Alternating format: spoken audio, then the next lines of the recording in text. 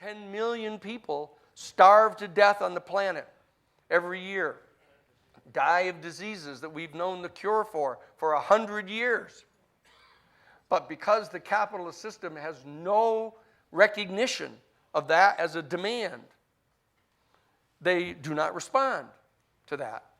I remember back in 1980, I was as chief counsel for the Jesuits, I was invited to attend this conference on global famine at the time. And I remember that I was sitting, they actually convened it in Washington, D.C.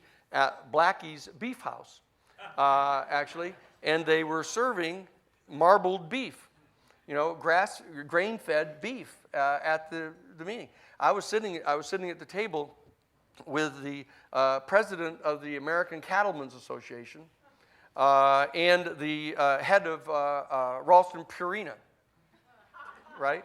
And I was sitting there with these people because they wanted all of the stakeholders. They might have said stockholders. They wanted all of the stakeholders present for the discussion, right?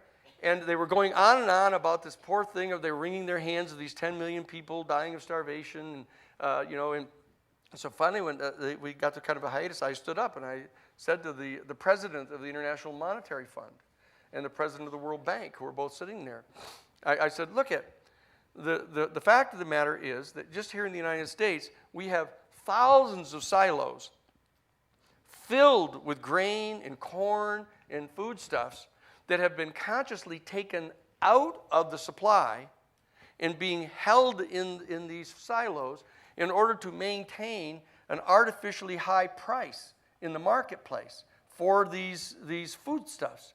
I said, and we have 10 million people dying of starvation around the planet. I said, why don't we, since these foodstuffs have been taken out of the supply anyhow, and these other people are not recognized as their babies crying to death of starvation, not constituting a demand, why don't we just take the grains and give them to these people? Big dead silence again. I experienced these dead silences a lot. And there was this big dead silence, and the president of the World Bank stood up and said, well, he said, we couldn't just give it to them because it belongs to Ralston Purina and these other major agribusiness corporations. And even if we got the World Bank to give them a loan to buy it, how are they going to pay off the 6% a year? That's what he said. Okay? So there you have it. There you have it. That is the condition of a certain element of our human family. Okay? It's a particular worldview. We'll talk about the worldview tomorrow. It's a second paradigm, a radical worldview that leads to fascism and authoritarianism. And that we're talking about a sixth paradigm, radical monist, unitive experience that is rooted in the biological evolution of our human family.